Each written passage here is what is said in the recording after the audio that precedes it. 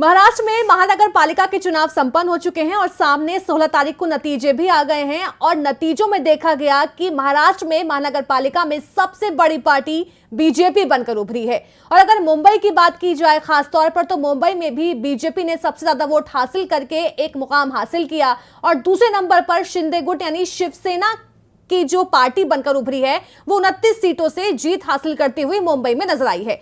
लेकिन अब सवाल सामने आता है कि आखिर मुंबई का मेयर कौन होगा, क्योंकि लगातार खबरें आ रही हैं कि जो शिंदे गुट है यानी शिवसेना, वो 2.5 साल के फॉर्मूले को लेकर लगातार चर्चा कर रही है कि दोनों को मौका मिले, एक शिंदे गुट को मौका मिले और दूसरा बीजेपी गुट को भी यानी बीजेपी को भी मौका मिले कि दोनों के मेयर बन पाए। लेकिन अब यहां पर सवाल यह खड़ा हो रहा है कि सीटों का गणित क्या है, दावेदार कौन होगा। इन्हीं सब मुद्दों को लेकर मेरे सहयोगी जितेंद्र चौहान हमारे साथ मौजूद हैं, जो इन सभी सवालों के जवाब देंगे, उनसे सीटों का गणित समझेंगे और साथ ही दावेदार भी जानेंगे कि आखिर मेयर की रेस में कौन कौन आगे नजर आ रहा है। तो सर, महाराष्ट्र में बीजेपी सबसे बड़ी पार्टी बनकर सामने आई है, लेकिन अब जो लड़ाई है वो दोनों पार्टियों में देखी जा रही है कि आखिर मेयर कौन बने। 5 साल का फॉर्मूला है, 2.5 साल का फॉर्मूले की बात भी निकलकर सामने आ रही है। तो सर, सीटों का गणित और ऊपर से दावेदार कौन है इसमें, और कौन सा फॉर्मूला यहां पर कारगर साबित हो सकता है?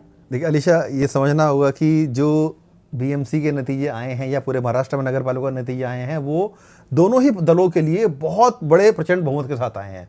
आप समझिए कि जहां एक और जो शिवसेना की सत्ता रहती थी, वहां पे शरद पवार की एनसीपी भी थी, शिंदे और बहुत सारे अन्य दल, कांग्रेस भी थी। कांग्रेस ने जबकि ज़्यादा अच्छा किया, मैं आपको बताऊं आपको।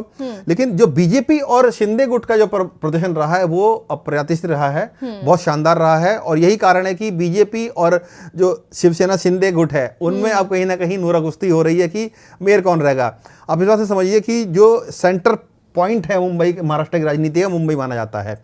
ऐसे में और सबसे अमीर जो नगर पालिका है वो मुंबई की मानी जाती है, बीएमसी मानी जाती है, जिसका बजट देश के कई राज्यों से जीडीपी से ज्यादा है उनका।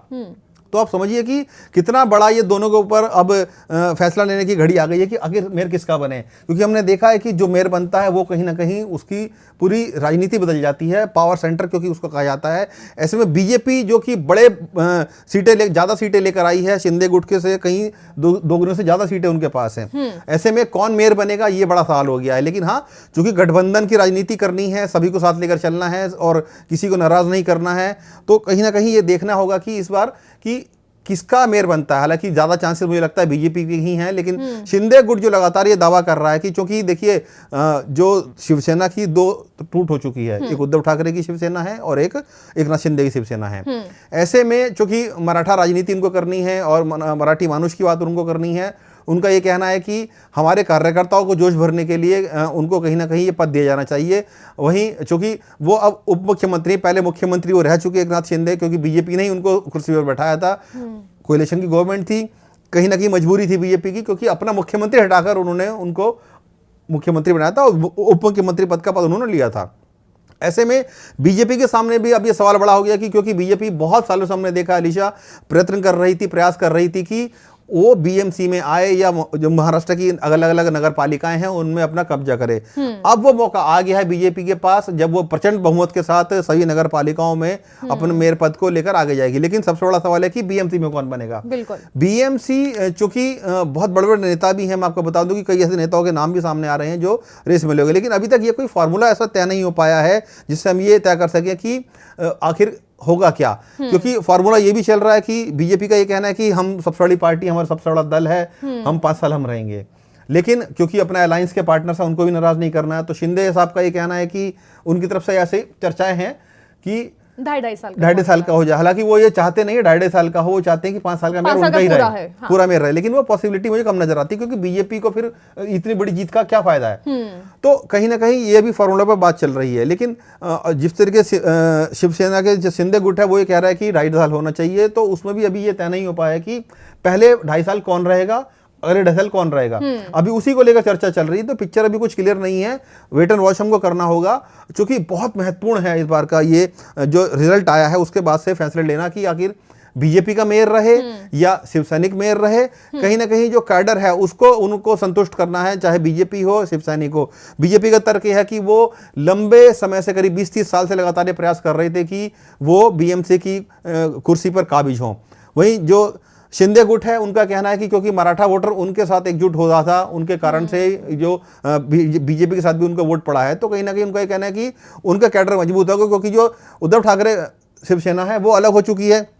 ऐसे में जो शिंदे गुट है उसको मजबूत करने के लिए कहीं ना कहीं मेयर उनका यहाँ पर होना चाहिए, और वो ये लगातार दाव कर भी रहे हैं। हालांकि एक सिंबॉलिक लड़ाई भी हम इसको कह सकते हैं कि सिर्फ एक पद नहीं है, प्रशासनिक पद नहीं है, बल्कि मुंबई में कब्जे का प्रतीक। आप ये मान के चलिए अलीशा कि मुंबई की जो महाराष्ट्र की राजनीति होती है वो कहीं ना कहीं मुंबई से ही शुरू होती है। कहते हैं ना कि हमने कई पिक्चरों में देखा है मुंबई का राजा कौन, मुंबई का डॉन कौन, तो कहीं ना कहीं ऐसी राजनीति में दिखाया जाता है कि जो मुंबई पे काबिज रहता है हमेशा लाइमलाइट में रहती है। और क्योंकि बजट इतना ज्यादा है, आप समझिए कि बहुत सारी चीजें वहां पर होती हैं, और हालांकि बजटिंग का किस तरह इस्तेमाल होता है वो सब जानते हैं। मुंबई की सड़कों का हाल क्या रहता है, तमाम तरह के इश्यू सामने आते रहते हैं, लेकिन कहीं ना कहीं वो पावर सेंटर बनता है महाराष्ट्र की राजनीति का। तो इसलिए दोनों अस्तित्व की लड़ाई लड़ रहे हैं, साबित करना चाहते हैं कि उद्धव ठाकरे के बिना भी मुंबई की राजनीति असली हकदार वो माने जाते हैं। क्योंकि हमने देखा है कि जो शिव सैनिक हैं वो कहीं ना कहीं बाला साहब ठाकरे की जो लेगेसी उसको कैरी फॉरवर्ड कर रहे थे, उसको लेकर चल रहे थे आगे। अब देखना होगा कि आगे चल के क्या फॉर्मूला बनता है, उसमें क्या 2.5 साल का कोई फॉर्मूला बन के आता है या रोटेशनल पॉलिसी आती है,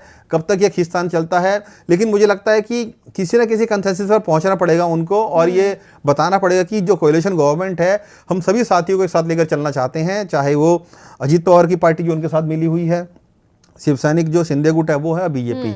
क्योंकि बीजेपी एक बड़ा दल बनकर उभर कर सामने आया है, ऐसे में उनके चांसेस ज्यादा हैं, क्योंकि बीजेपी भी कॉम्प्रोमाइज नहीं करना चाहेगी अलीशा, आप ये मान के चलिए, क्योंकि वो बहुत समय से प्रयास कर रहे थे। क्योंकि जो शिव सैनिक है वो पहले मेयर रह चुके हैं, भले अभी 2 पार्ट हो चुके हैं, 2 गुट हो चुके हैं, लेकिन शिव सैनिक अब तक वहां पर बनते आए हैं। लेकिन अब बीजेपी को जब ये मौका लगा है तो मुझे लगता नहीं कि बीजेपी किसी भी तरीके से इस मौके को छोड़ना चाहेगी। हाँ, कुछ उनको कॉम्प्रोमाइज जरूर करने पड़ेंगे, वो कॉम्प्रोमाइज किस तरीके से करेंगे वो आने वाले समय पता चलेगा। लेकिन सर सवाल ये भी, अगर 2.5 साल का फॉर्मूला अगर तय हो जाता है, अगर बीजेपी मान जाती है इस बात के लिए, तो इसमें बीजेपी को क्या फायदा होगा, या फिर यहाँ पर बीजेपी के लिए नुकसान की राह शुरू हो जाएगी? देखिए, दोनों के लिए ये बहुत टफ डिसीजन होने वाला, टफ कॉल होने वाली है, क्योंकि दोनों का ये कहना है कि संगठन को किस तरीके से उनको ये दिखाना है कि हम प्रयास करके यहां तक पहुंचे हैं। दोनों की अपनी राजनीति चलानी है, हालांकि कोएलिशन गवर्नमेंट में है, और क्योंकि शिव सैनिक अलग हो चुके हैं, 2 गुटों में बच चुके हैं, उद्धव ठाकरे गुट और एकनाथ शिंदे गुट। एकनाथ शिंदे का ये कहना है कि जो उनकी राजनीति है दरअसल मराठा पे चलती है, मराठा कार्ड पे चलती है। ऐसे में बीएमसी में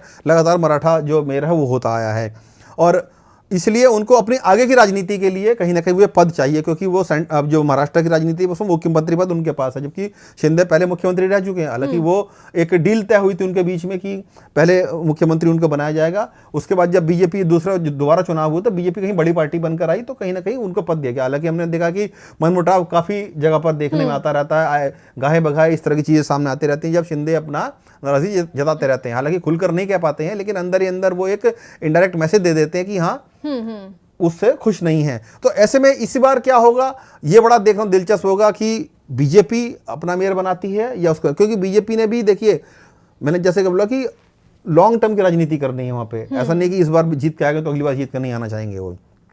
और अगर मेयर पद बीजेपी अपने साथी को देती है तो कहीं ना कहीं उनके जो कार्यकर्ता हैं, उनके जो पार्षद जीत के आए हैं, उनके जो नेता हैं वहाँ के, वो कहीं ना कहीं नाराज होंगे। ज़मीनी स्तर पर ये मैसेज जाएगा कि बीजेपी ने अपनी राजनीति को ना ध्यान में रखते हुए दूसरे की राजनीति को सपोर्ट किया, तो हम जब उनको सपोर्ट ऐसा करना ही तो शिव सैनिक को दे देंगे हम।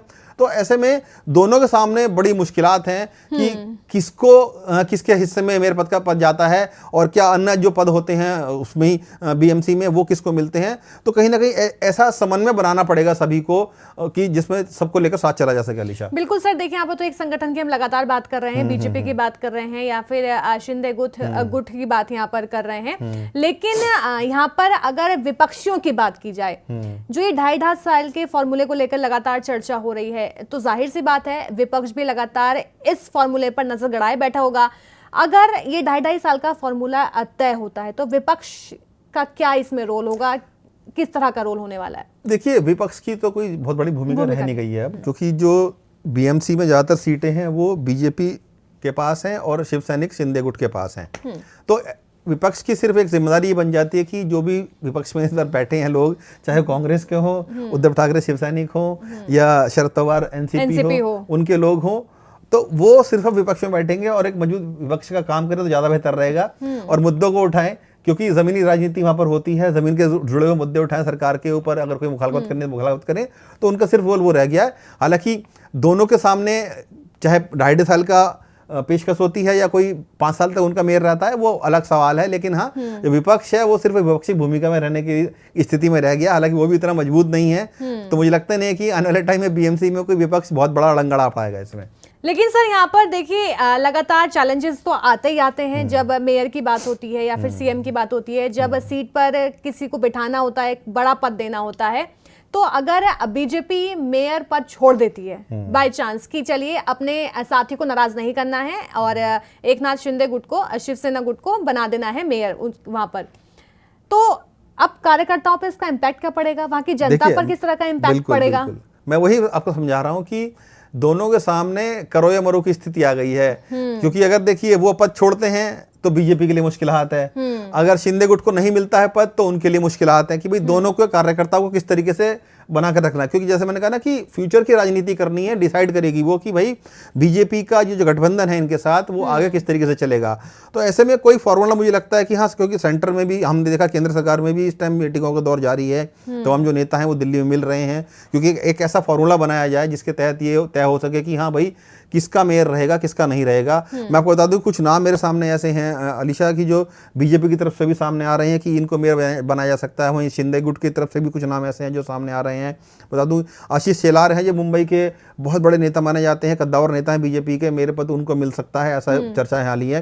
क्योंकि मजबूत दावेदार उनका जाता है, जो उनकी राजनीति है मुंबई की गलियों से शुरू हुई है और बड़े पदों पर बीजेपी में रहे हैं। एक नाम उनका चला जा रहा है, जमीन से जुड़े हुए नेता माने जाते हैं। वहीं अगर दूसरी बात करूं तो अमित साटम अंधेरी इलाके से विधायक हैं, बीएमसी में कामकाज की गहरी समझ रखते हैं, क्योंकि पहले कई बार वहां पे बीएमसी में रहे हैं वो, और सीनियर लीडर हैं बीजेपी के। उनको भी कहीं ना कहीं ऐसा जाना जा रहा है कि अगर पद मिलता है तो शायद उनको दिया जा सकता है। वहीं अगर पराग अलवाणी की बात करें, जो अनुभवी नेता है, मराठी वोटर्स के बीच में अच्छी खासी उनकी पैठ है और काफी प्रसिद्ध माने जाते हैं, काफी लोकप्रिय माने जाते हैं उनके बीच में। तो ऐसे में हो सकता है कि बीजेपी की तरफ से एक नाम वो भी है जो चर्चाओं में है।